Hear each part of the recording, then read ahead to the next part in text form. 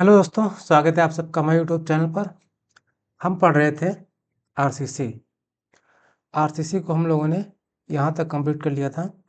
Permissible bond stress for concrete, ये हम लोग पढ़ रहे थे।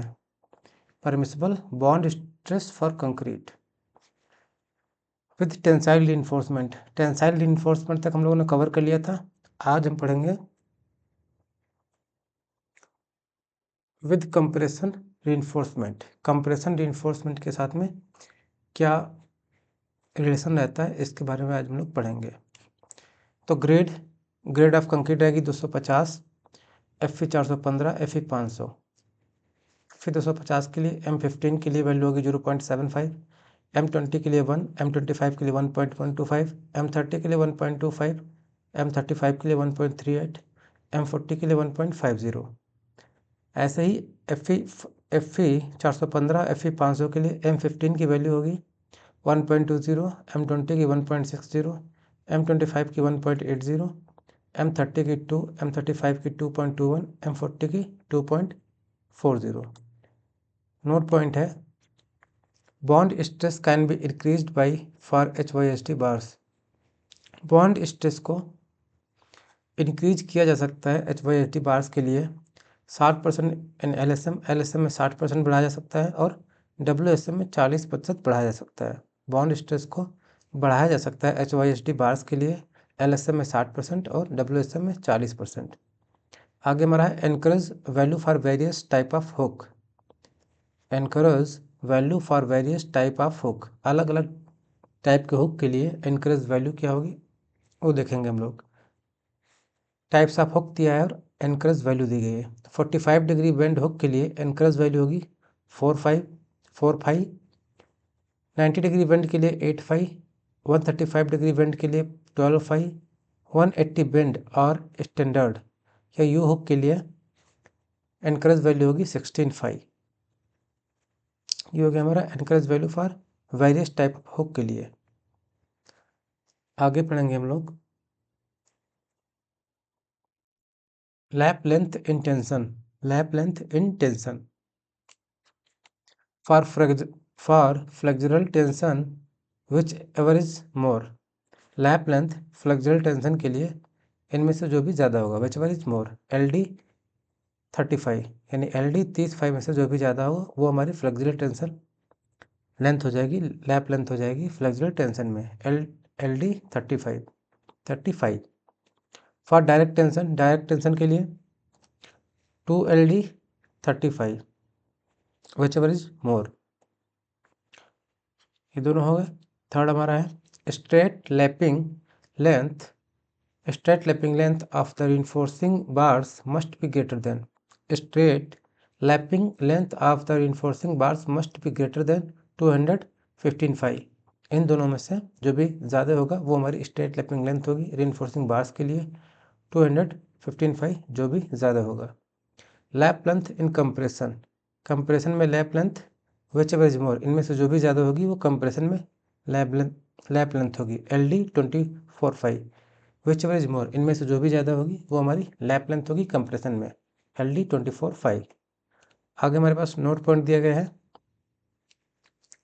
For the reinforcement bars with different diameters the lap length must be calculated using the diameter of the smaller bar.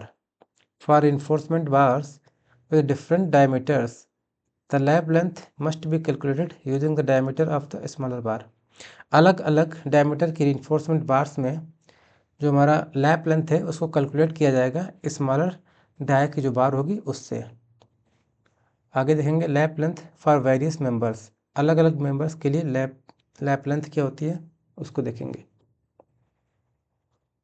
Lap length for various members, अलग अलग members की lap length क्या होगी। तो कॉलम के लिए मेंबर है कॉलम के लिए लैप लेंथ होती है 45 कॉलम के लिए लैप लेंथ होती है 45 जबकि स्लेब और बीम के लिए 65 होती है।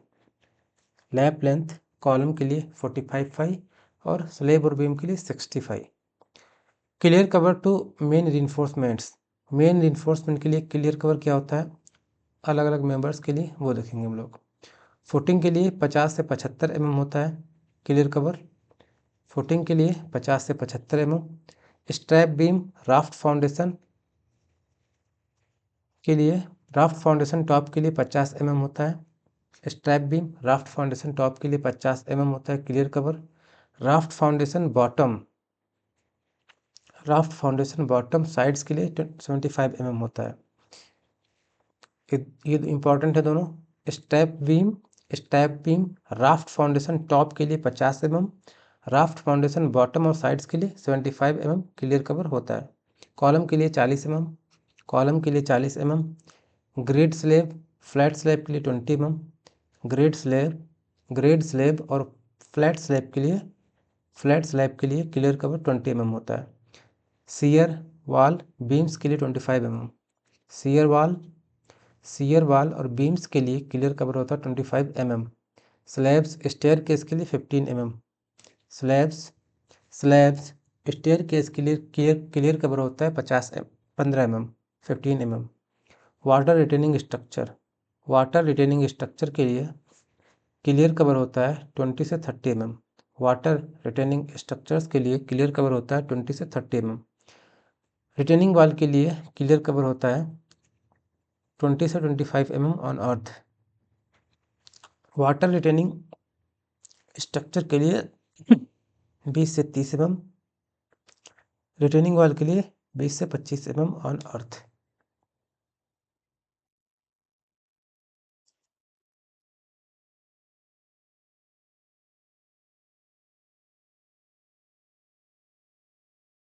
आगे देखेंगे हम लोग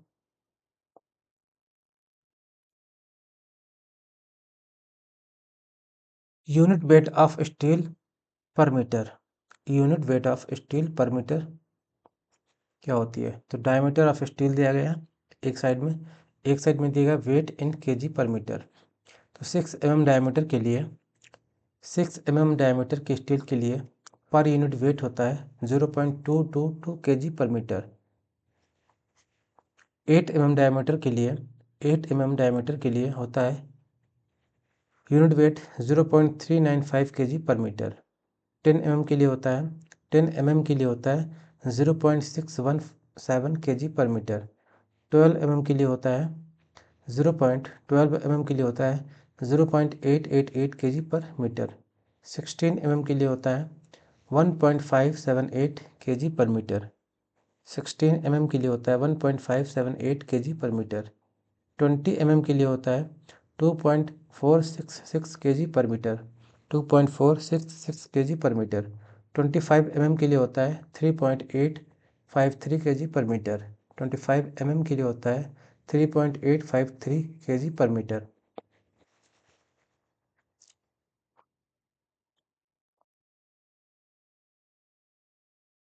आगे हमारे पास है methods of improving bond strength between steel and concrete.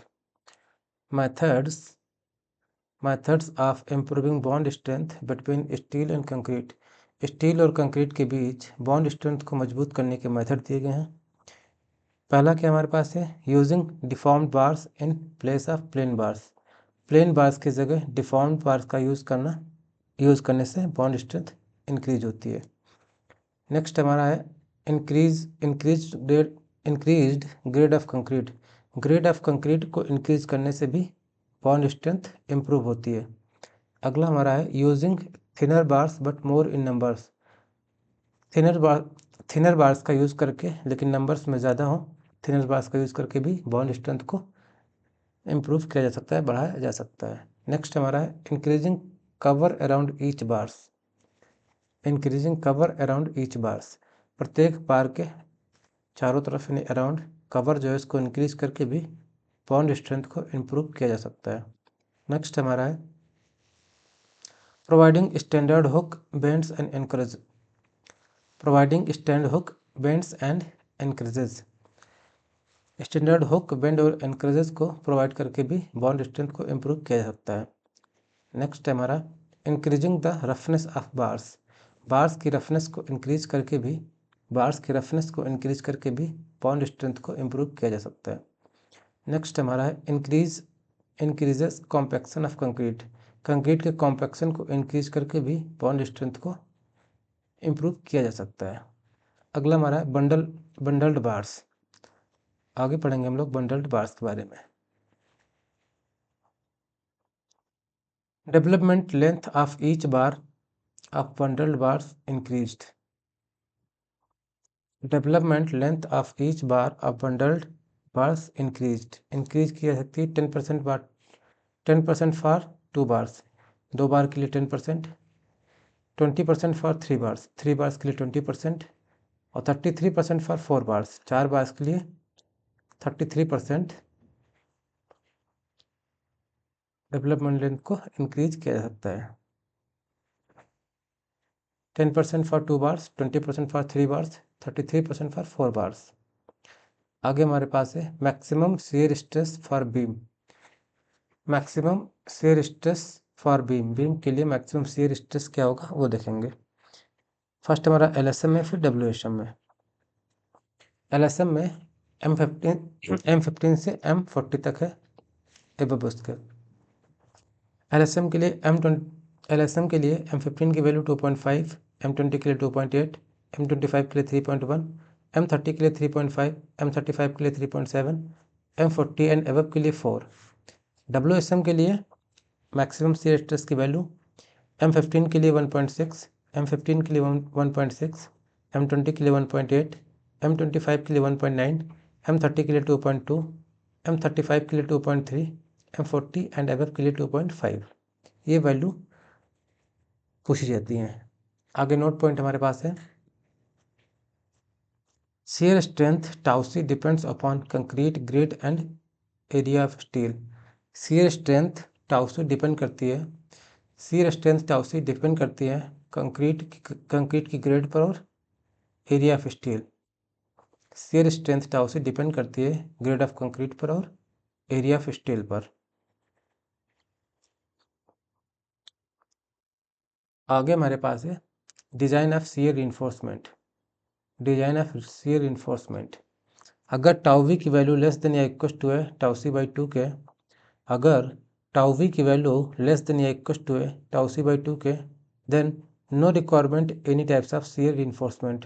तो किसी भी प्रकार के शियर रिइंफोर्समेंट की आवश्यकता नहीं है।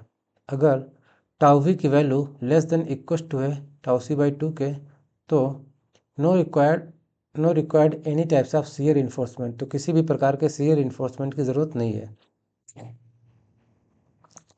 अगर टाउ वी की वैल्यू टाउ सी बाई 2 से ज़्यादा है या उसके बराबर है और टाउ सी से कम है, अगर टाउ वी की value greater than equal to tau C by 2 less than equal to tau C है, तो मिनिमम शियर रिइंफोर्समेंट रिक्वायर्ड, तो मिनिमम शियर रिइंफोर्समेंट रिक्वायर्ड है।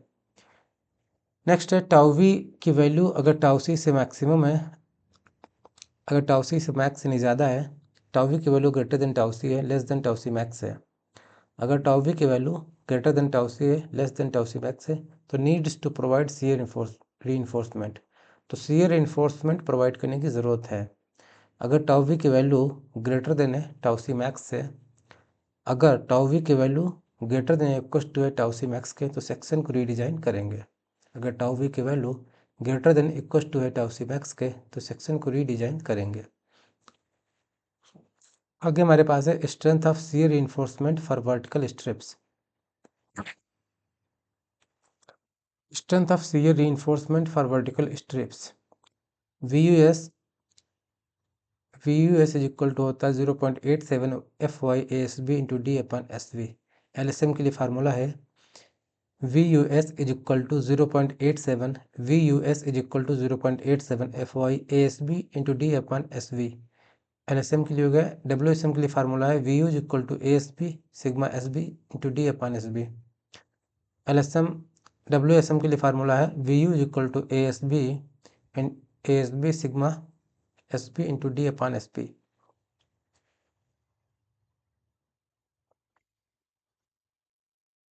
आगे नोट पॉइंट हमारे पास है, first strips provided at the half distance of above spacing. First strips provided at the half distance of the above spacing, जो पहला strips है वो प्रोवाइड किया जाता है हाफ डिस्टेंस पर एबव स्पेसिंग के, S/2 के हाफ स्पेसिंग पर, where SP is equal to spacing of bars.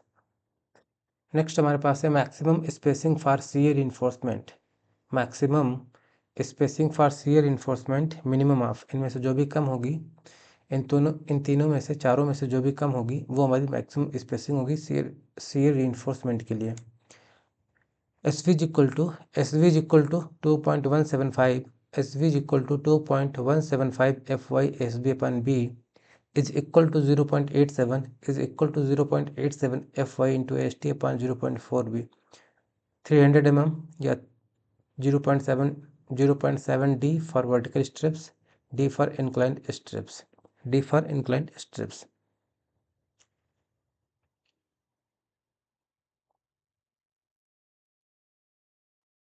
आगे हमारे पास है permissible deflection for beam and slab section.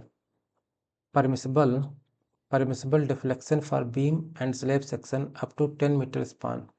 10 metre span के लिए परमिसिबल डिफ्लेक्शन क्या होता है बीम और स्लैब के लिए, वो देखेंगे। टाइप ऑफ सेक्शन दिया गया और मैक्सिमम रेशियो दिया गया है स्पान बाय इफेक्टिव डेप्थ के लिए।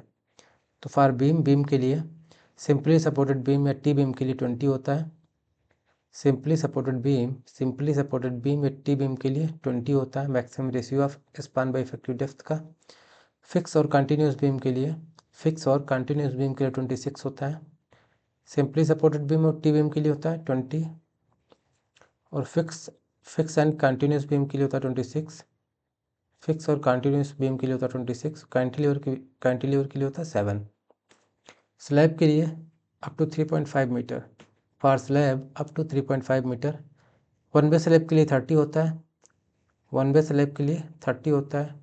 टू वे स्लैब के लिए 35 होता है, टू वे स्लैब के लिए 35 होता है।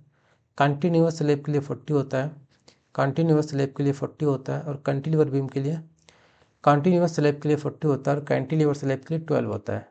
कैंटिलीवर स्लैब के लिए 12 होता है, कंटिन्यूअस स्लैब के लिए 40 और कैंटिलीवर स्लैब के लिए 12।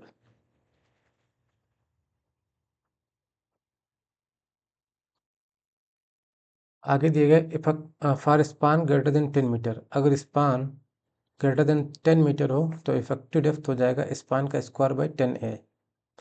अगर स्पान की वैल्यू ग्रेटर देन 10 मीटर हो जाए तो इफेक्टिव डेप्थ हो जाएगी स्पान का square by 10 into A. A क्या है, span to effective depth ratio for span up to 10 metre. आगे हमारे पास है check for deflection in beam and slab. Beam और स्लैब में चेक फॉर डिफ्लेक्शन है। Final deflection occurring including all the loads and the effect of temperature creep and shrinkage shall not be exceed span by 250 and it is measured from cast level of the support. Final deflection occurring including all the loads and the effect of temperature creep and shrinkage shall not exceed span by 250 and it is measured from cast level and of the support। यानी जो final deflection है load temperature creep shrinkage के कारण वो span bye 250 से ज़्यादा नहीं होना चाहिए। सेकंड हमारा है deflection due to all the loads temperature shrinkage and creep after the erection of partition wall and the application of finishes shall not be exceed whichever is less. Second point में कह रहा है कि deflection due to all load temperature shrinkage creep after the erection of partition wall के erection के बाद and the application of finishing finishing की application के बाद शैल नॉट एक्सीड नहीं करना चाहिए बच्चा इनमें से जो भी कम हो उससे span by 350 20 mm। Span by 350 20 mm इनमें से जो भी कम हो उससे ज़्यादा एक्सीड नहीं करना चाहिए। आगे हमारे पास है slenderness limit for lateral stability of beams. Slenderness limit for lateral stability of beams। A point हमारे पास है फॉर एसएसबी और कॉन्टीन्यूस बीम के लिए सिंपली सपोर्टेड बीम और कॉन्टीन्यूस बीम के लिए L not should not greater than L0 या L0 should not be greater than minimum of 60B 250B square by D। यानी L0 की वैल्यू इनसे ज़्यादा नहीं होना चाहिए। मिनिमम ऑफ इन दोनों में से जो भी मिनिमम है उससे ज़्यादा नहीं होनी चाहिए। 60B 250B square by D, इनमें से जो भी मिनिमम है उससे ज़्यादा L0 की वैल्यू यानी क्लियर स्पान की वैल्यू उससे ज़्यादा नहीं होनी चाहिए। जहाँ L0 क्लियर स्पान है, B विथ अब V में D इफेक्टिव डेप्थ है। For cantilever beam, cantilever beam के लिए क्लियर स्पान की वैल्यू इससे ज़्यादा नहीं होनी चाहिए। मिनिमम ऑफ 25B या 100B square by D. Cantilever beam के लिए इन दोनों में से जो भी मिनिमम है उससे ज़्यादा नहीं होनी चाहिए। 25B upon 100B square by D, इनमें से जो भी मिनिमम हो उससे इनमें से जो भी मिनिमम है उससे ज़्यादा नहीं, L0 की वैल्यू उससे ज़्यादा नहीं होनी चाहिए। आगे हमारे पास है reinforcement spacing for beam. Reinforcement spacing for beam, beam के लिए स्पेसिंग की मेथड दिया गया है। Minimum horizontal spacing, maximum of minimum horizontal spacing, इनमें से जो भी मैक्सिमम होगा उतनी होगी। मिनिमम हॉरिजॉन्टल स्पेसिंग, इनमें से जो भी मैक्सिमम होगा उतनी होनी चाहिए। Equal to dia bar, equal to dia of bar if the dia is equal to dia of bar if the dia is equal, dia of larger bar if the dia are unequal, 5 mm more than nominal maximum size of coarse aggregate. यानी इनमें से जो भी maximum हुआ उनसे ज़्यादा minimum उतनी horizontal spacing होनी चाहिए। Maximum of this equal to dia of bar if the dia is equal, dia of bar के इक्वल होना चाहिए अगर डाया इक्वल है। डाया ऑफ लार्जर बार, अगर डाया अनइक्वल है, अगर डाया अनइक्वल है तो लार्जर वाला डाया है उसके बराबर होना चाहिए। 5 mm more than nominal maximum size of coarse aggregate, coarse aggregate का जो नॉमिनल मैक्सिमम साइज है उससे 5 mm ज़्यादा होना चाहिए। सेकेंड पॉइंट हमारा है vertical spacing should not be less than maximum spacing, या maximum spacing should not be greater than vertical spacing. Maximum spacing, vertical spacing should be less than maximum of, अच्छा vertical spacing इनमें से जो भी maximum होगा उससे कम नहीं होनी चाहिए। वर्टिकल स्पेसिंग इनमें से जो भी मैक्सिमम है उससे कम नहीं होनी चाहिए। Dia of thicker bar, dia of thicker bar 15 mm 2/3 into maximum nominal size of coarse aggregate, इनमें से जो भी मैक्सिमम है उससे कम वर्टिकल स्पेसिंग नहीं होनी चाहिए।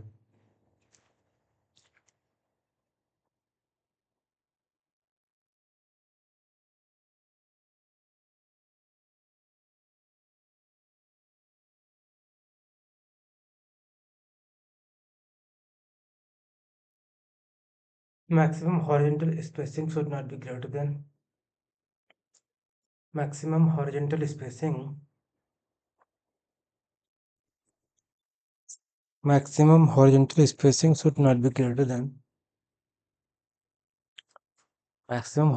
spacing should not be greater than 300 mm for FE 250, 180 mm for FE 450। Maximum horizontal spacing should not be greater than 300 mm for FE 250, 300 mm FE 250 के लिए और 180 mm FE 450 के लिए। नेक्स्ट है spacing of bars for slab, minimum horizontal distance same as first, minimum horizontal distance उतनी रहनी चाहिए जैसा फर्स्ट में दिया गया। Spacing of bars should not be greater than minimum of 3D 300 mm for main bar के लिए 3D या 300 mm जो भी मिनिमम हो उससे ज़्यादा नहीं होना चाहिए। डिस्ट्रीब्यूशन बार के लिए minimum of 5D 450 mm। Note point है minimum tension reinforcement of beam के लिए मिनिमम टेंशन रीइंफोर्समेंट कितनी होनी चाहिए? AST is equal to 0.85 VD upon FY। Minimum tension reinforcement of beam AST is equal to 0.85 VD upon FY, इतना होना चाहिए minimum. Maximum tension reinforcement of beam, maximum tension reinforcement of beam is equal to 0.04 BD or 4%, maximum 4%, minimum AST 0.85 VD upon FY। maximum reinforcement size for slab or beam, maximum reinforcement size for slab और beam is equal to 1/8 into D, जहाँ D हमारा total thickness of the member है, यहाँ total thickness of member है। Maximum reinforcement size slab और beam के लिए maximum thickness of member by 8 होना चाहिए। Steel beam theory is related to W reinforcement section. Steel beam theory is related to W reinforcement section. As per IS 456/2000 non dimensional SR is equal to, as per IS 456/2000 non dimensional SR lambda is equal to the under root FY upon FCR, lambda is equal to under root FY upon FCR, जहाँ FCR हमारा critical bending compressive stress है, जहाँ FCR critical bending compressive stress है।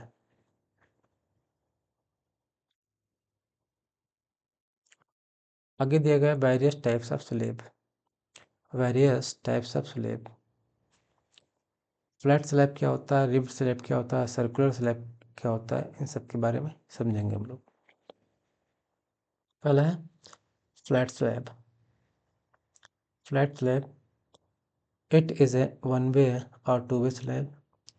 Flat slab, it is a one-way or two-way slab system that built monolithically with the supporting columns and is reinforced in two or more directions.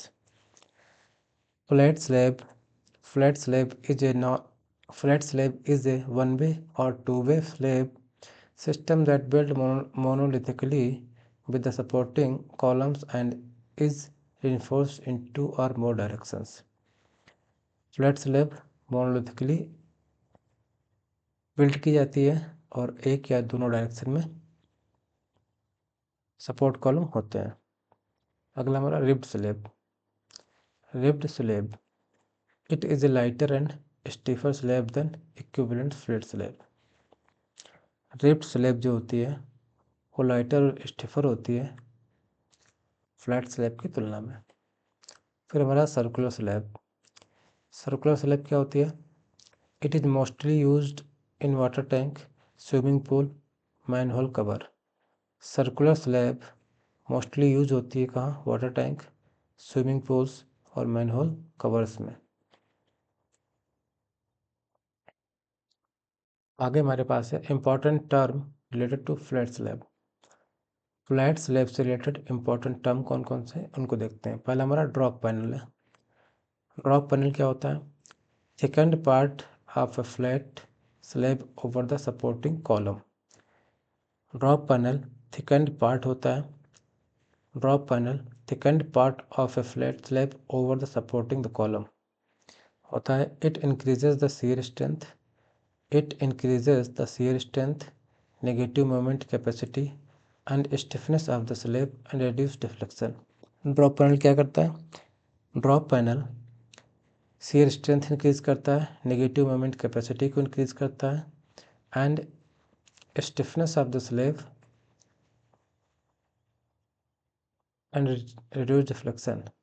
Increase क्या करता? Drop panel shear strength को increase करता है, negative moment capacity को increase करता है, stiffness of the slab को increase करता है, रिड्यूस करता है डिफ्लेक्शन। ड्रॉप पैनल डिफ्लेक्शन को रिड्यूस करता है, बाकी shear strength, negative moment capacity और स्टिफनेस को इंक्रीज करता है। अगला हमारा कैपिटल और कॉलम हेड। कैपिटल और कॉलम हेड ये क्या होता है? It is extended head of column and reduce punching shear. Capital और कॉलम हेड क्या होता है? Extended head of column column का एक्सटेंडेड हेड होता है capital R, column head. Column का एक्सटेंडेड हेड होता है और पंचिंग शियर को रिड्यूस करता है। कैपिटल या कॉलम हेड पंचिंग शियर को रिड्यूस करता है। It is used to increase rigidity of the slab column connection. Capital या कॉलम हेड का यूज़ किया जाता है रिजिडिटी ऑफ द स्लैब या कॉलम को इंक्रीज करने के लिए। कॉलम कनेक्शन की स्लैब कॉलम कनेक्शन की रिजिडिटी को इंक्रीज करने के लिए कैपिटल या कॉलम हेड का यूज़ किया जाता है। It is used to increase rigidity of the slab column connection. Dia of column head का डाया 0.25 L इफेक्टिव होता है ईच साइड। ये इंपॉर्टेंट पॉइंट है। डाया ऑफ कॉलम हेड होता है 0.25 L effective. Dia of column head is equal to होता है 0.25 L effective. फिर आगे हमारा general data for flat slab. Flat slab के लिए जनरल डाटा क्या होता है वो देखते हैं। थिकनेस 125 mm होती है। फ्लैट स्लैब की थिकनेस 125 mm होती है मिनिमम। जनरल फ्लैट स्लैब की मिनिमम थिकनेस होती है 125 mm। Minimum thickness of flat slab without drops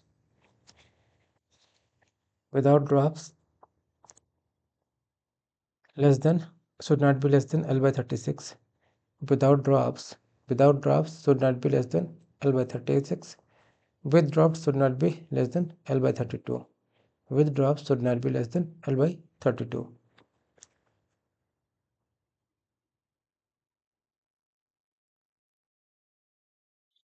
आगे property of ribbed slab. Ribbed slab की प्रॉपर्टी क्या होती है वो देखेंगे हम लोग। Property of ribbed slab. Maximum dia of bar 22 mm. Spacing should not be greater than 1.5 metre. Ribbed slab में maximum dia of bar 22 mm होता है। रिब्ड स्लैब में maximum dia of bar 22 mm। Spacing should not be greater than 1.5 metre. Spacing should not be greater than 1.5 metre. Top thickness of ribbed slab 50 से 80 mm। Top thickness of ribbed slab कितनी होगी 50 से 80 mm। Overall depth of any two ribbed slabs should not be greater than 4 times width of the slab. Overall depth of any two ribbed slabs should not be greater than 4 times width of the slab. Note point है two-way ribbed slab is also known as waffle slab. two-way ribbed slab को waffle slab के नाम से भी जाना जाता है। two-way ribbed slab को waffle slab के नाम से जाना जाता है। two-way ribbed slab को waffle slab के नाम से जाना जाता है। आगे हमारा आगे है when circular slab not fixed at edge। Radial moment क्या होता है? Radial moment mr is equal to 3W/16 capital R² minus small r²। Radial moment mr is equal to 3W/16 capital R² minus small r²। Circular moment at centre circular slab के लिए circular moment circumferential moment circular slab के लिए circumferential moment at centre m theta is equal to 3W/r²/16 at centre m theta is equal to 3W capital R²/16 eight support m theta is equal to 2W/r²/16 ये हमारा circumferential moment है। Centre पर m theta is equal to 3W capital R²/16 support पर 2W capital R²/16। Radial shear force at centre कितना होता है? V is equal to W कैपिटल R/2। Radial shear force radial shear force at centre V is equal to W capital R by 2, at support पर V is equal to V maximum. Support पर shear force maximum होता है, centre पर W capital R by 2 होता है।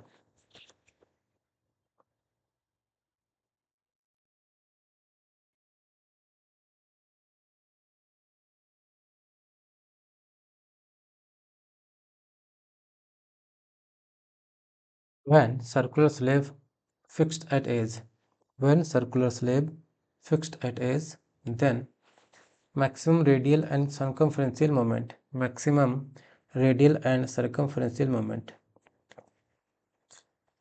at center mr or m theta is equal to W capital R square by 16. At center mr any moment of resistance m theta, maximum radial and circumferential moment mr is equal to m theta is equal to W capital R square by 16. Maximum negative moment at support mr or m theta is equal to 2W capital R square by 16. 2W capital R square by 16.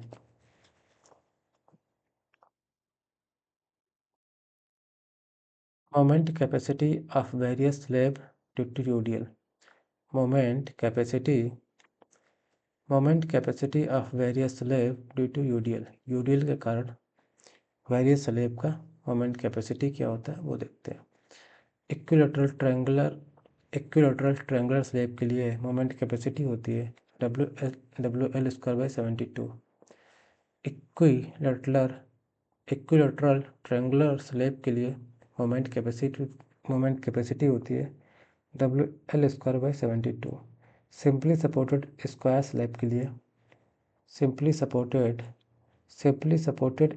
Slab के लिए moment capacity होती है WL square by 24। Simply supported square slab के लिए moment capacity होती है WL square by 24। Square slab fixed at all ages. जब square slab सभी एजेस पर फिक्स हो तब हमारा मोमेंट कैपेसिटी होता है WL square by 48।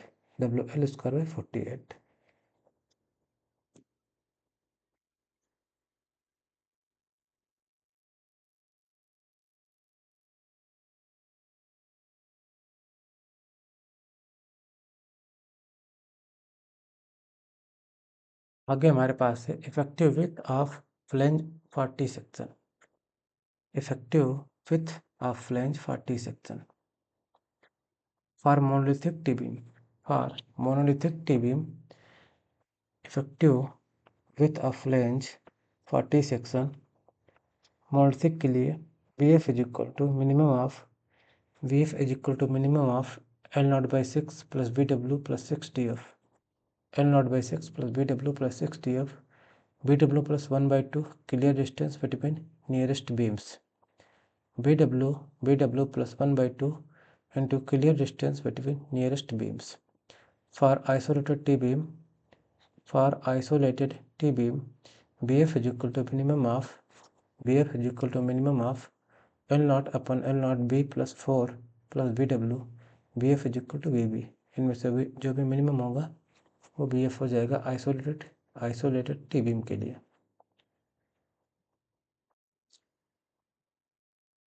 L naught is equal to 0.70 effective span in continuous beam। Continuous beam में L naught is equal to होता है 0.70 इंटू इफेक्टिव स्पान। आगे हमारे पास है effective width of flange for L beam. Effective width of flange for L beam के लिए effective width for monolithic L beam के लिए PF is equal to minimum of L naught by 12 plus BW plus 3DF। L naught by 12 plus BW plus 3DF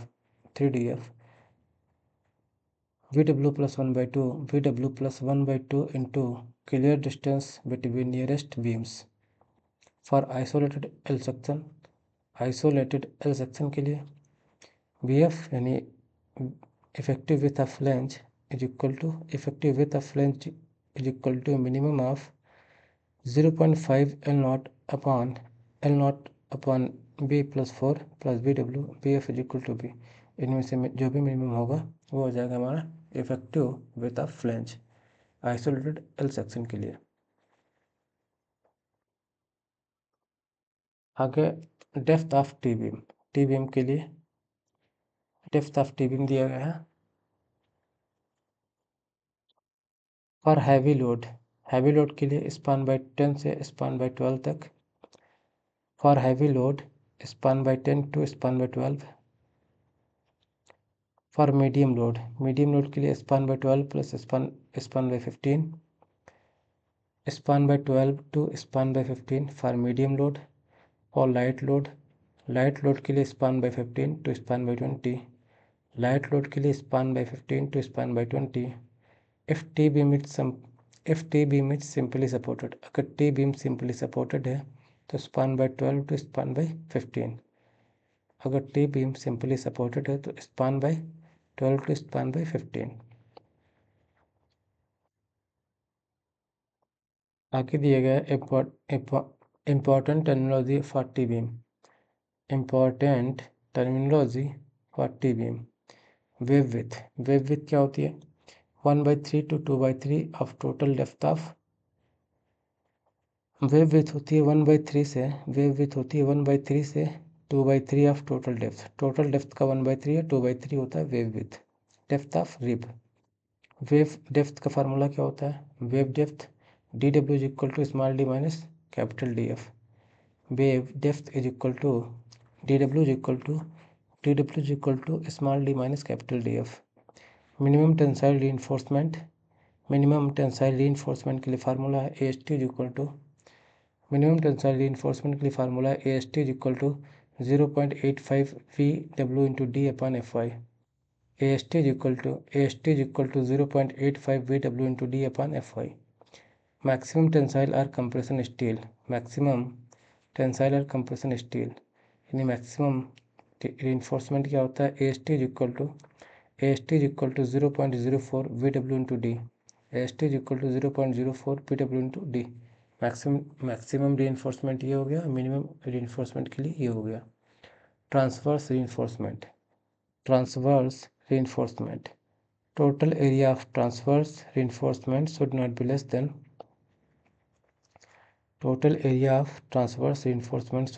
then 60% of main bars provided in the middle part of slab. Total area of transverse reinforcement should not be less than 60% of main bars provided in the middle part of slab.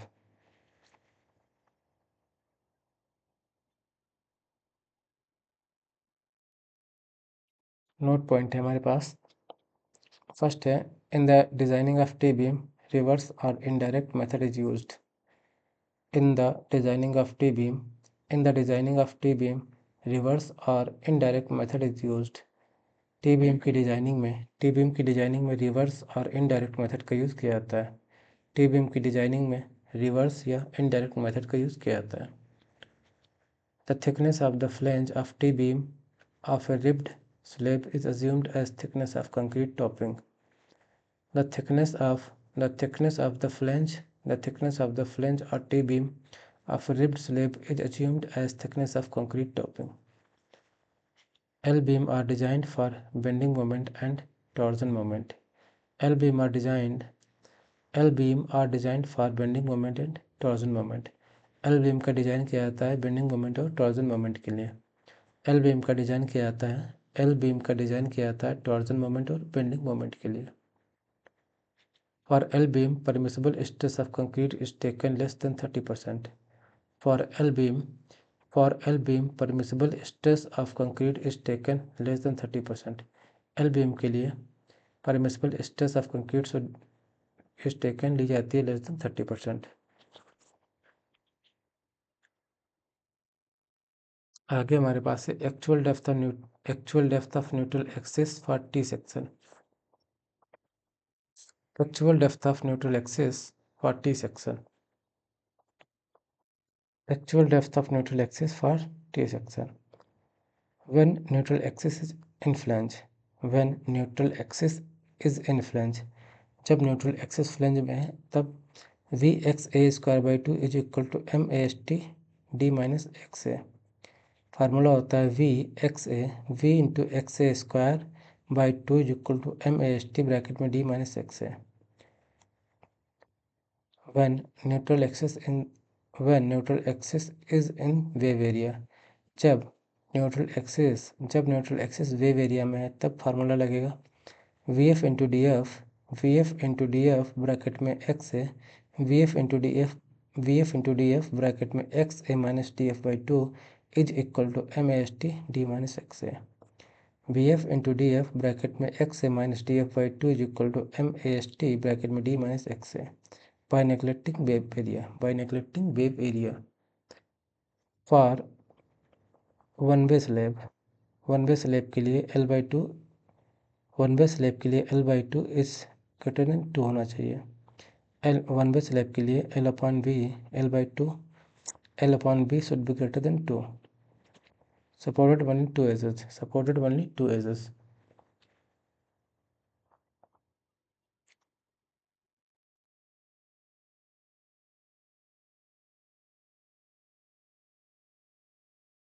For two-way slab, L by B ratio should be less than A equals to 2.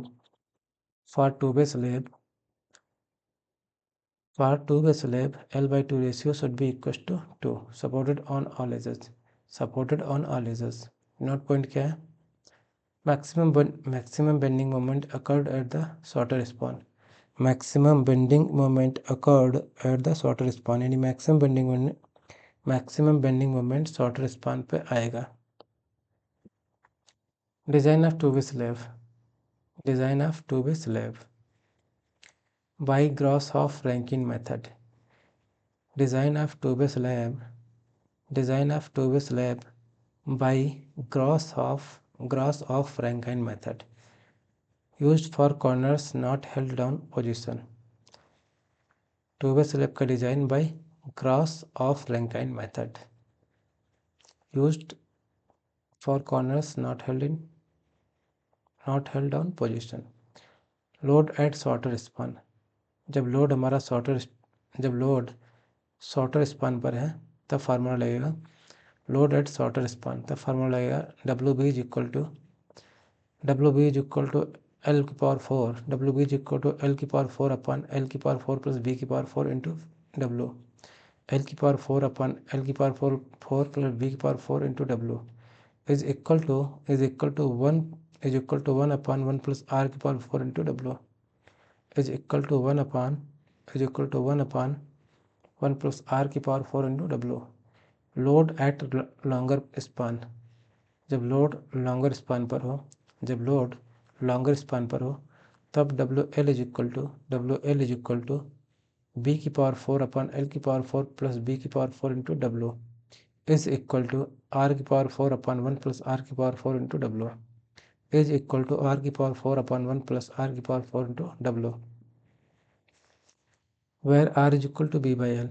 जहाँ r b by l है where r is equal to b by l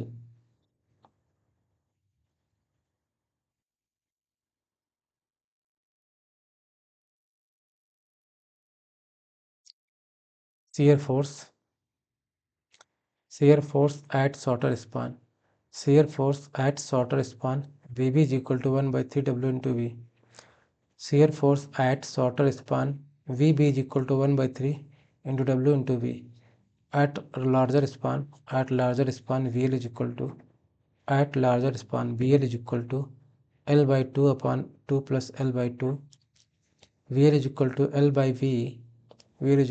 by b upon 2 plus l by b into w into p is equal to r upon 2 plus r। at larger span shear force vl is equal to r upon 2 plus r into w into b। r upon 2 plus r w into b by Pigot's and Marcuse's method। by Pigot's and Marcuse's method corners held down position corners जब held on position में है तब पिगोट्स and Marcus method के द्वारा दिया गया है formula mx is equal to rx, mx is equal to r dash x w, mx is equal to r dash x w lx square by 8, my is equal to r dash y, my is equal to r dash y w ly square by 8। Third हमारा IS code method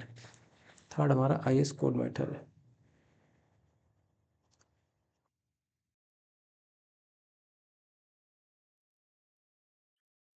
IS code method दिया गया है आगे।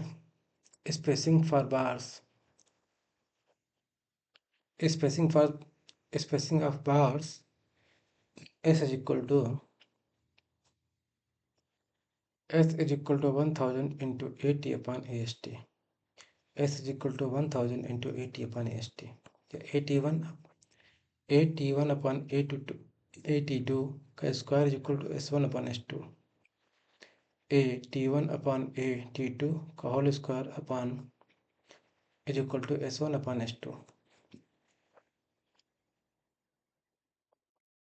आगे curtailment of bars, note point है curtailment of bars, note point है curtailment of bars. Curtailment of bars L/7 for slab, slab के लिए L/7, स्लैब के लिए 1/, curtailment of bars for slab L/7, slab के लिए L/7, बीम के लिए L/10, स्लैब के लिए L/7, बीम के लिए L/10। अगला नोट पॉइंट है width of slab assumed for design, width of slab assumed for design 1000 mm, width of slab assumed for design 1000 mm, diameter of main reinforcement bars is in slab 18 to 14 mm, diameter of main reinforcement bars in slab 8 to 40 mm, 8 से 14 mm का 8 से 14 mm का Dyer आएगा main reinforcement bars के लिए। Diameter of distribution bars in slab, slab में distribution bars के लिए डाया रहेगा 6 से 8 mm, डाया रहेगा 6 से 8 mm डिस्ट्रीब्यूशन बार्स के लिए, और मेन बार्स के लिए डाया रहेगा 8 से 14 mm। आगे हमारा classification of column, slenderness ratio, classification of column, slenderness ratio अगर 3 से कम या 3 के बराबर है, slenderness ratio is less than equal to 3 तो पेडेस्टल कहलाएगा, अगर स्लेंडरनेस रेशियो की वैल्यू ग्रेटर देन 12 या इक्वल टू 12 है तो लॉन्ग कॉलम कहलाएगा, अगर स्लेंडरनेस रेशियो की वैल्यू 3 से 12 के बीच में है तो शॉर्ट कॉलम कहलाएगा। अगर स्लेंडरनेस रेशियो की वैल्यू 3 से कम है या 3 के बराबर है तो पेडेस्टल, 12 से ज़्यादा या 12 के बराबर है तो लॉन्ग कॉलम, 3 से 12 के बीच में तो शॉर्ट कॉलम।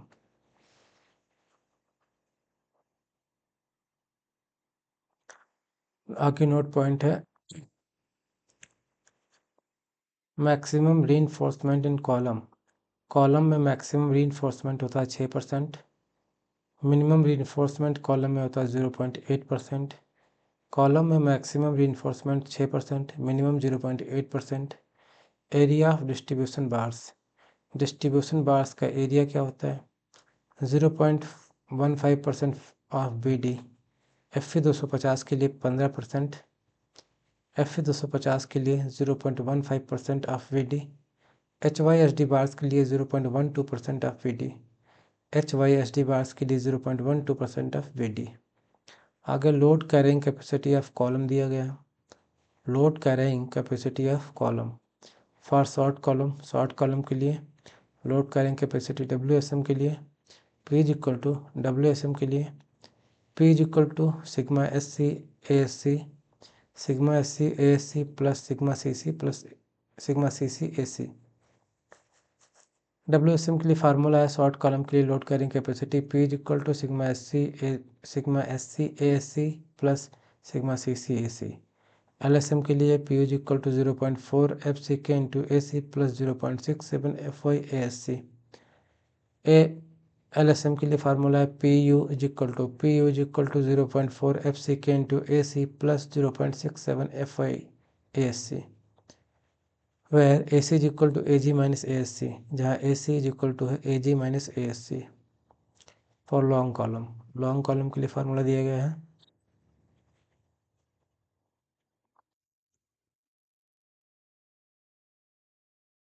लॉन्ग कॉलम के लिए फार्मूला है P is equal to C R bracket में sigma S C A S C plus sigma C C. P is equal to C R bracket में sigma S C A S C plus sigma C C A C, जहाँ C R हमारा reduction factor है reduction factor का formula दिया गया है C R is equal to होता है 1.25 minus L effective upon 48 V minimum.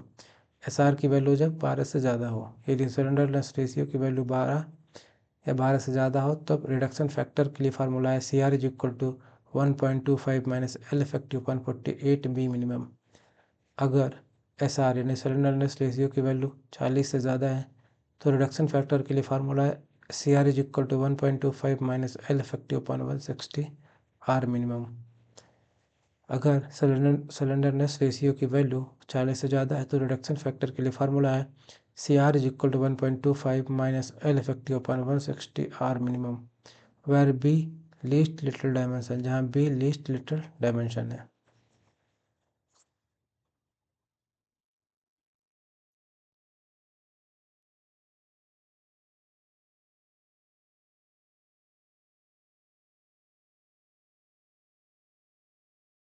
आगे नोट पॉइंट दिया गया है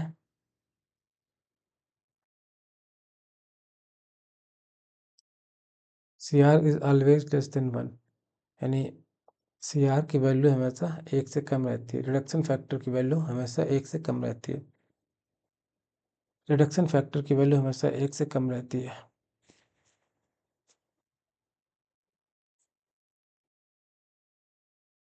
आगे हमारे पास है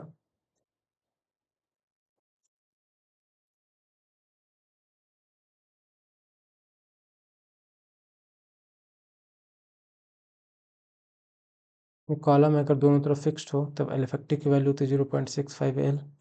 एक साइड फिक्स हो एक साइड हिंज हो तो उसकी L effective equal to L होता है। एक साइड हिंज एक साइड फिक्स हो तब L effective equal to 0.80 L होता है। एक साइड फिक्स एक साइड फ्री हो तो L effective equal to L होता है। Strength of column with helical reinforcement. Strength of column with helical reinforcement P is equal to formula होता है शॉर्ट कॉलम, लॉन्ग कॉलम के लिए अलग अलग फार्मूला है। तो शॉर्ट कॉलम के लिए होता है P is equal to 1.05 bracket में sigma S C A S C plus sigma C C A C. Long column के लिए P is equal to 1.05 C R bracket में sigma S C A S C plus sigma C C A S C. ये formula हो गया WSM में।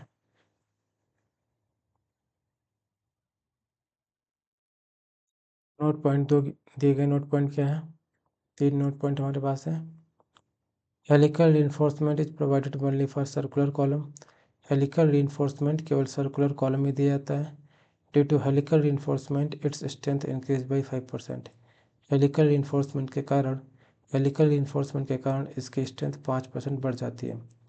Helical reinforcement provided only circular reinforcement. Helical reinforcement provided only circular reinforcement, ठीक है। Helical reinforcement provided only for circular column होगा यहाँ पे, circular column ये ऊपर दिया गया है, ठीक है। Minimum number of bars rectangular column के लिए मिनिमम नंबर ऑफ बार 4 होता है, सर्कुलर के लिए 6 होता है। Minimum number of bar rectangular के लिए 4, सर्कुलर के लिए 6। रेक्टेंगुलर के लिए 4, सर्कुलर के लिए 6।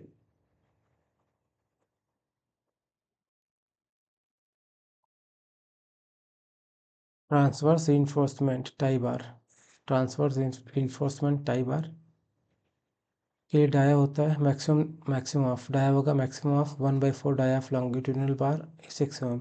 इनमें से जो भी मैक्सिमम होगा 1/4 into dia of longitudinal bar 6 mm, इनमें से जो भी मैक्सिमम होगा वो डाया हो जाएगा ट्रांसवर्स रीइंफोर्समेंट बार के लिए।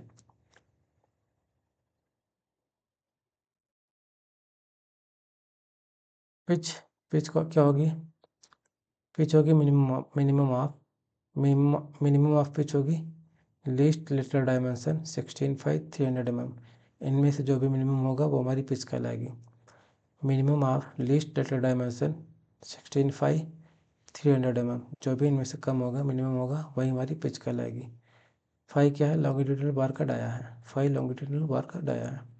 हेलिकल और स्पाइरल बार, यहाँ से हम लोग कल पढ़ेंगे, हेलिकल और स्पाइरल बार से हम लोग कल पढ़ेंगे। आज यहीं पे इसको समाप्त करते हैं, कल हम लोग हेलिकल और स्पाइरल बार से फिर से स्टार्ट करेंगे। तो आज यहीं पर क्लास को ख़त्म करते हैं। वीडियो पसंद आ रहा हो, कंटेंट अच्छा लग रहा हो, वीडियो को लाइक करें, चैनल को सब्सक्राइब करें और शेयर करें। धन्यवाद।